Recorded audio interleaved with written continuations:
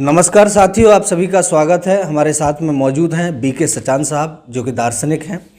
हम आज बात करेंगे कि इन हरित क्रांति के बाद देश के अंदर बहुत सारे परिवर्तन हुए खेती को लेकर के, और जाहिर सी बात है कि हमने तरक्की भी की, उत्पादन क्षमता हमारी बढ़ी।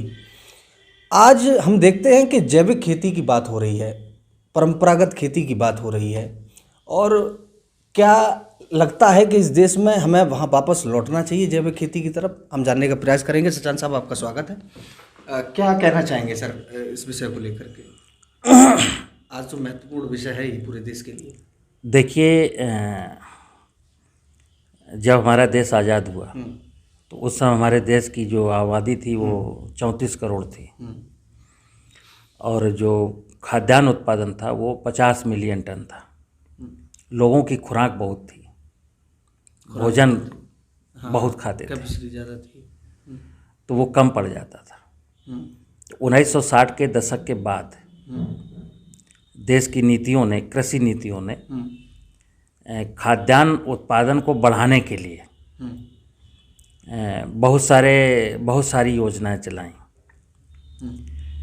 और उन सब का नतीजा ये हुआ कि 60 के दशक में जो कार्यक्रम अपनाए गए, उन कार्यक्रमों में था कि फसलों का अधिक उत्पादन लेने के लिए संतुलित उर्वरकों का प्रयोग। फिर चूंकि बैल से खेती होती थी तो पूरी ज़मीन समय से जोती बोई नहीं जा सकती थी, तो मैकेनाइजेशन आया।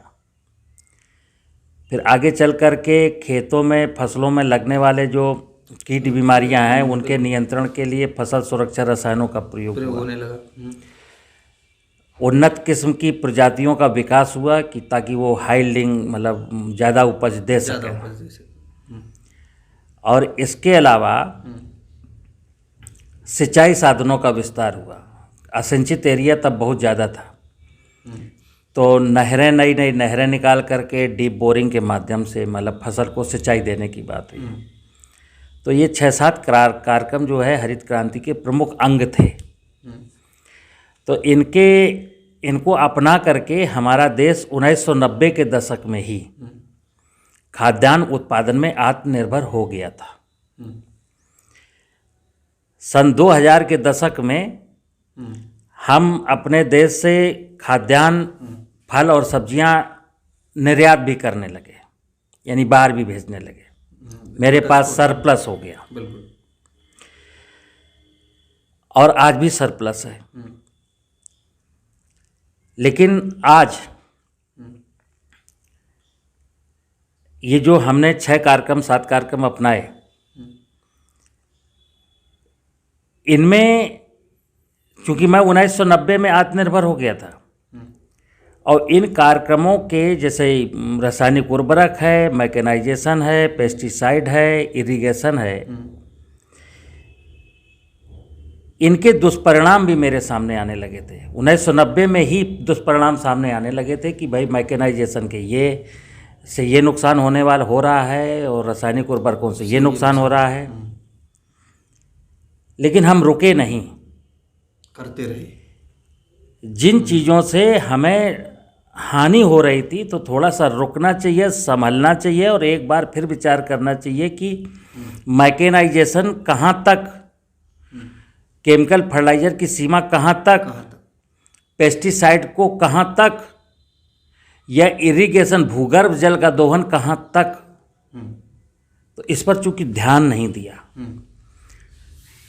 तो आज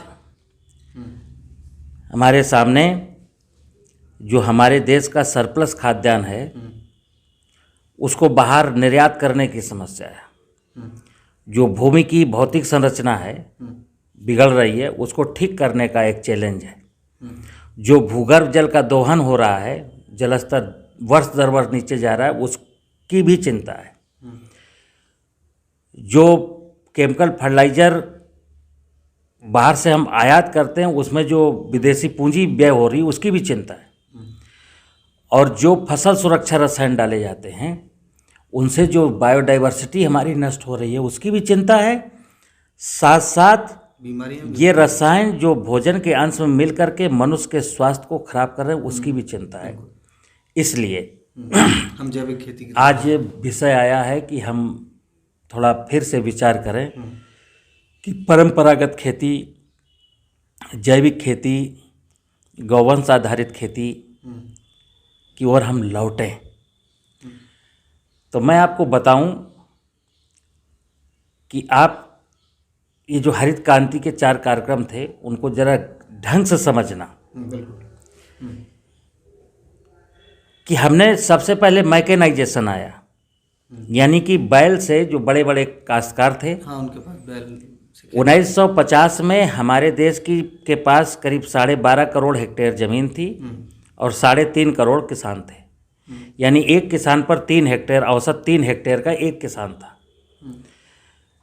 तो जो बड़े किसान थे एक जोड़ी बैल रखते थे और छोटे किसान थे वो एक बैल रखते थे।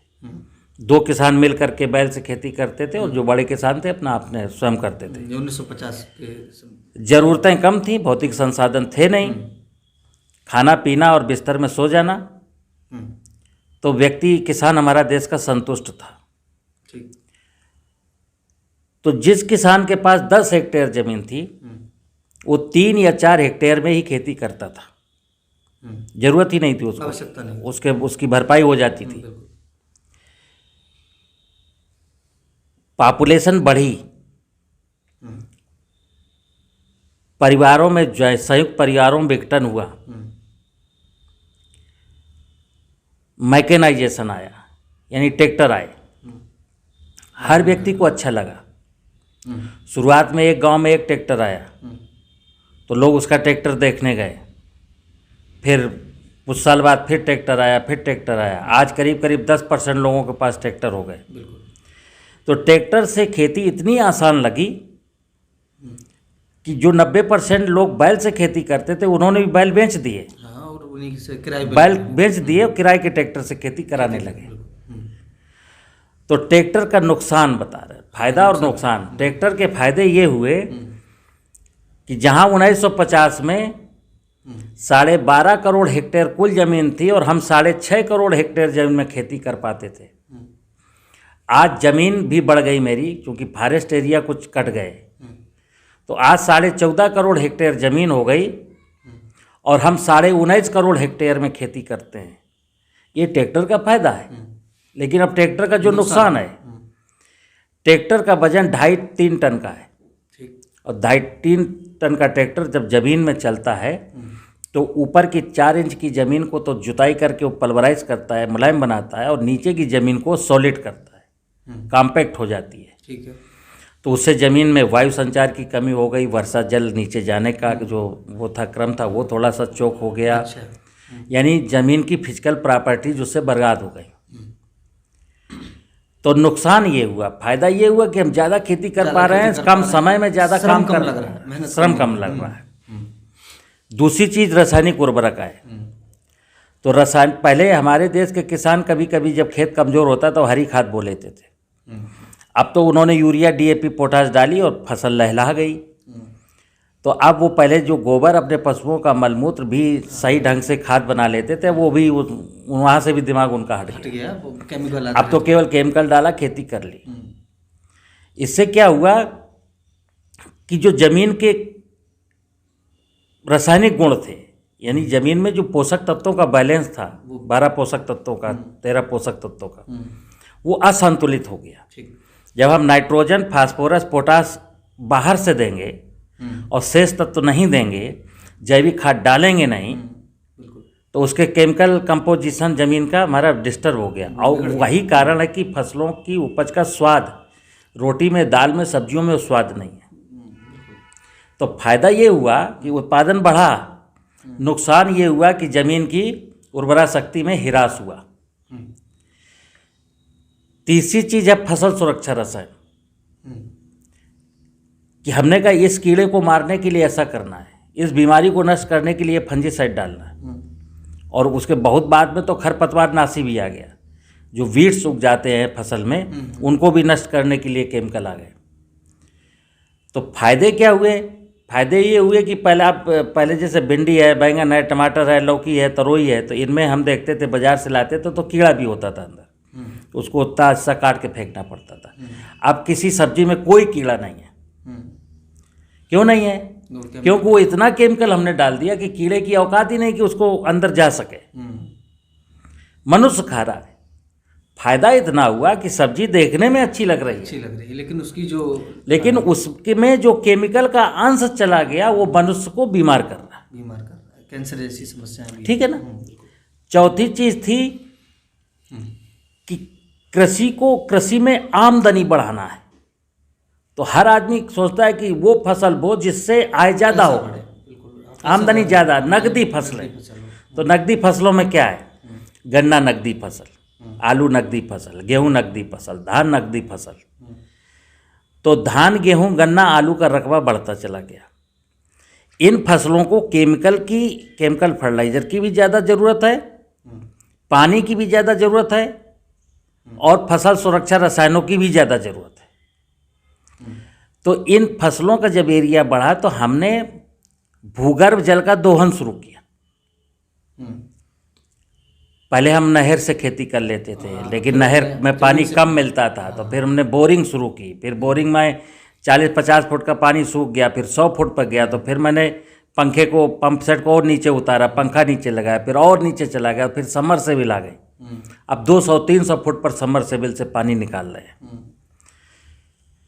तो आज जो विषय है कि हम फिर परंपरागत खेती, जैविक खेती की बात कर रहे हैं, वो इसलिए कर रहे हैं कि हमने इस हरित क्रांति के बाद रासायनिक कृषि और मैकेनाइज कृषि के माध्यम से जो अपने प्राकृतिक संसाधनों का, बायोडाइवर्सिटी का जो दोहन किया है, दूसरा भोजन में वो स्वाद नहीं रहा। हमारे देश की बहुत सारी चीज़ें एक्सपोर्ट नहीं हो पाती हैं क्योंकि उसमें केमिकल के रेजिड्यू हैं, बिल्कुल ज़्यादा है।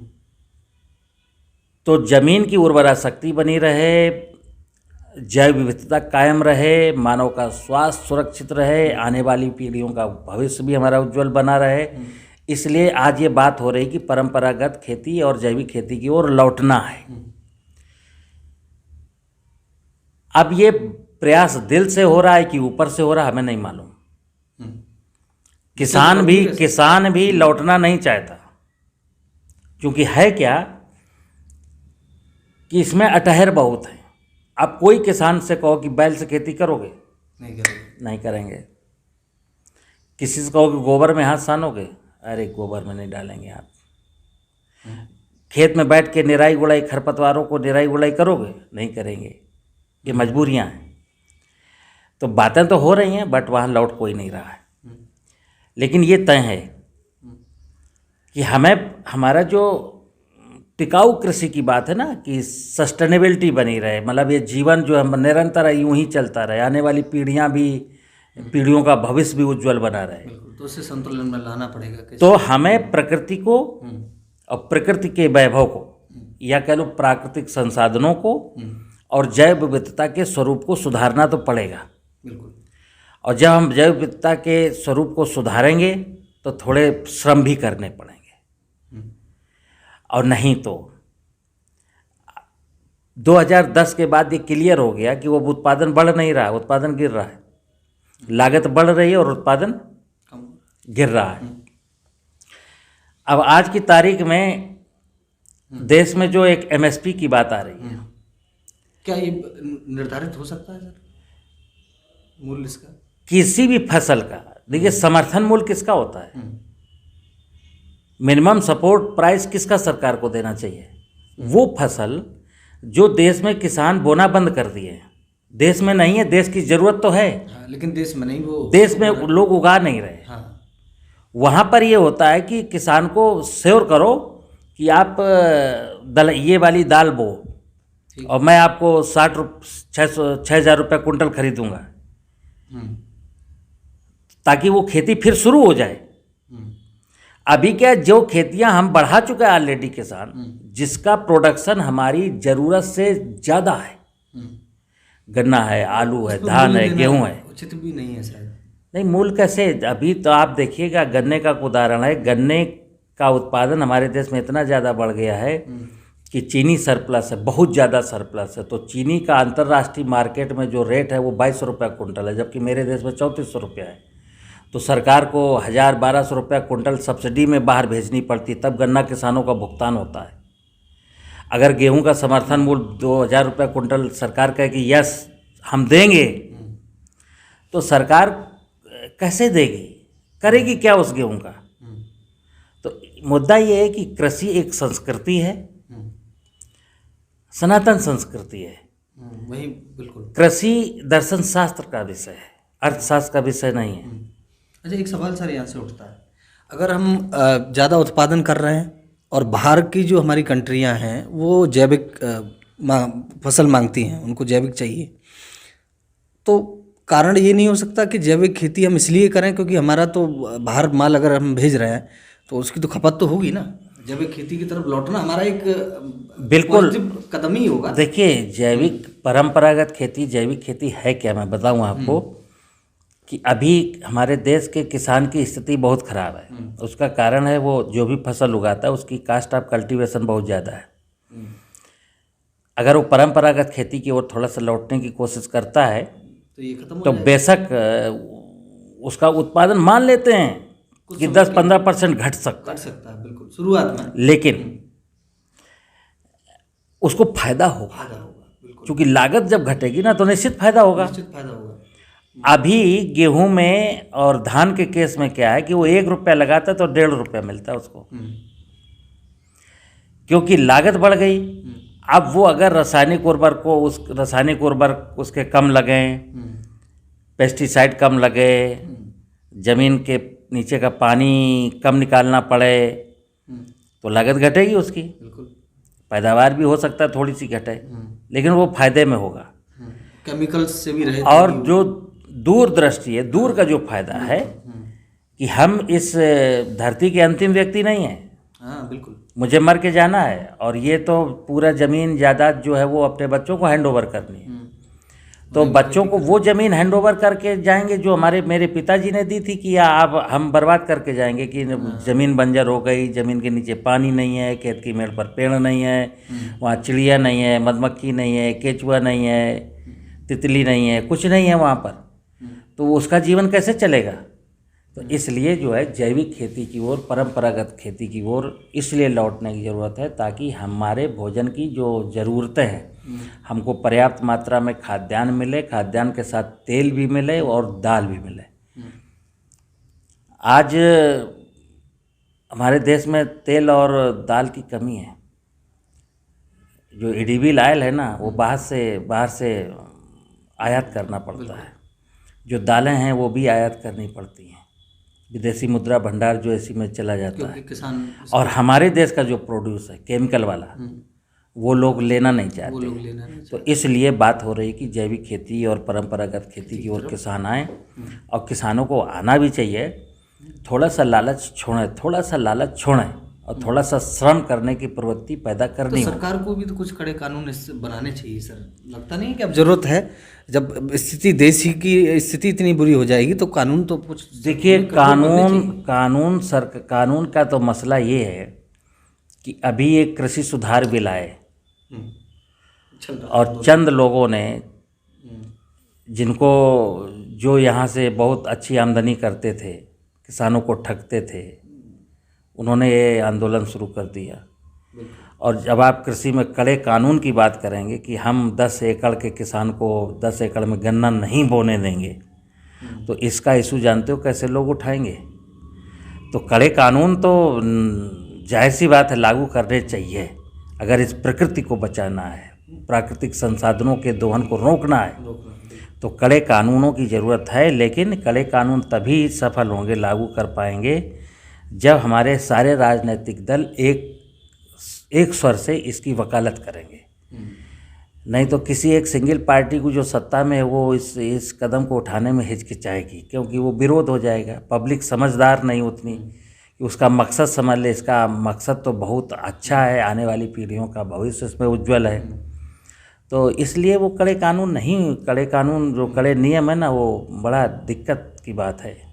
सच बोलने में तो सर मैं समझता हूँ कोई परेशानी नहीं होनी चाहिए। मैं बिल्कुल लगे या बुरा लगे, लेकिन हाँ, तो कड़े कानून तो मैं, अगर मेरी बात करो कि मैं जैसे कृषि का जानकार हूँ, मैं धरातल की चीज़ें जानता हूँ, और अगर ये सख्त कानून, जैसे मैं तो ये कहता हूँ कि जो किसान बोरिंग से पानी निकालता है, मर्जी बेमर्जी निकालता है, जितनी ज़रूरत उतनी निकाल रहा है, चल भी रहा हो तो सो जाते हैं, रात भर चल रहा है, जब तक वो अपनी ज़मीन के 10-20% हिस्से में एक जलाशय का निर्माण न कर ले, उसको बोरिंग से पानी निकालने का अधिकार छीन लेना चाहिए। कड़ा कानून तो ये है। दूसरी बात, एक किसान को 10 एकड़ वाले किसान को 3-4 एकड़ में ही वो फसलें बोनी है जिनमें पानी की ज़रूरत है, शेष वो बोनी जिनको पानी की ज़रूरत नहीं है। उसका मुद्दा ये है ना, इसमें किसान का फायदा है, किसान का फायदा है, प्रकृति का फायदा है, आने वाली जनरेशन का फायदा है। क्योंकि आप ये सुनते आए हैं कि अगला विश्व युद्ध हो सकता है पानी को लेके हो, और ये तय है। आज भी लोग महसूस कर रहे हैं कि ड्रिंकिंग वाटर की कमी होती जा रही है, पानी कम भी है और पॉल्यूटेड भी है। तो पानी बढ़े और अच्छा पानी बढ़े, मतलब पानी पॉल्यूशन मुक्त हो और पानी की मात्रा भी बढ़े। तो इसके लिए जब 2 बातें हैं कि जलाशय भी बने और भूगर्भ जल का दोहन भी रुके और पेस्टिसाइड का उपयोग भी कम हो। बिल्कुल। चलिए, मैं चर्चा को ही समाप्त करता हूं और मैं किसी का नाम नहीं लूँगा, लेकिन कई जब मंत्री और नेता और इनके यहाँ मैं जाता हूं तो बड़े बड़े फार्म हाउस हैं सर, और जैविक खेती होती है, और उनके यहाँ जैविक खेती से उपजी हुई फसल का ही भोजन उनके घर में बनता है, और हमारा भारत जो खा रहा है वो बीमारी आप तक पहुँच रही है। तो कहीं ना कहीं किसानों को सोचना होगा। बने रहिए हमारे साथ और देखते रहिए स्तन सर्च।